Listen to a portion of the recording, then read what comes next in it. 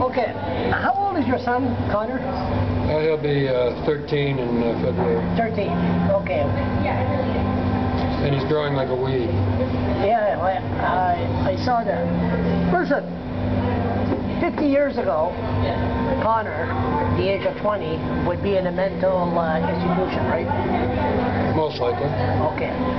Sadly, but that my cousin, that's where he was, and then they end up in a home. Where do you see Connor at the age of 20 or 25, the adult stage of autism? Do we have? Are we prepared?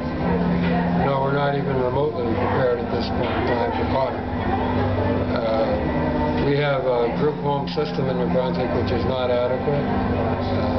Most recently, one of those homes closed with 24 hours notice. It was in the news a couple of months back, and that's not a system that's serving the needs of autistic adults. So I'm not even sure, there wouldn't have been all just autistic adults in that home. They'd be mixed in with others. There's no specialization. So the homes aren't built with autistic people in mind specifically, even though there are large numbers. That's scary, huh? Well, that's one of the areas we'd like to see addressed. We'd like to see a system built of residential care that looks and focuses on autistic adults because there's so many of them and their needs are so challenging. And if you don't design them in terms of like where they're located, specially trained staff, quiet environments, not as opposed to there was a case, a guy was in jail in Maine, and no, what happened was a youth, a young man, a teenager.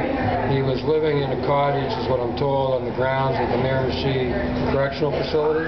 They claim he wasn't actually in the correctional facility, he was in a cottage on the grounds of the facility. But the bottom line is that's not an appropriate location for an autistic person who was not charged with any offense.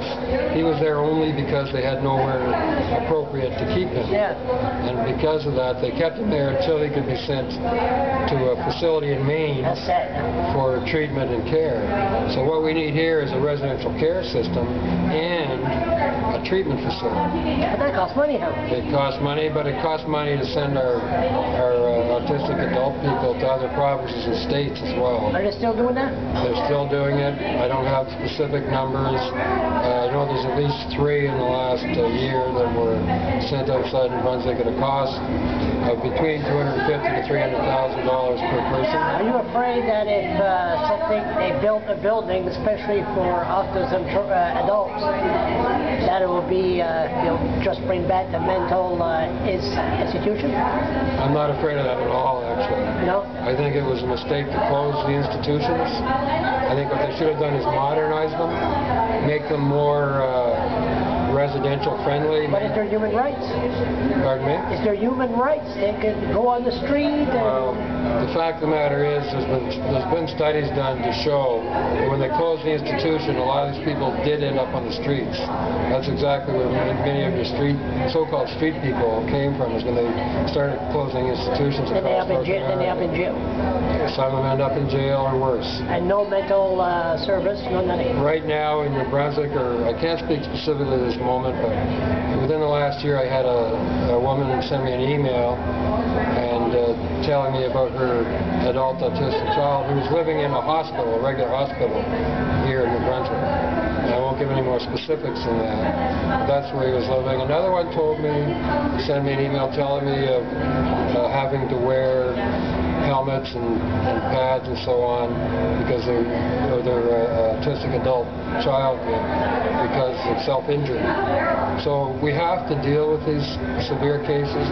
We need an institutional level of care, not the old style institutions. There's new modern institutions which include a residential component which is friendly and which allows them to live a decent life. So the bottom line, we're not ready. We're not ready, and we should have a variety of residential options for the more independent So you are afraid, adults, and some for the more severely autistic as well, which are more treatment oriented. So you are afraid for your son? Absolutely. Okay, thank you.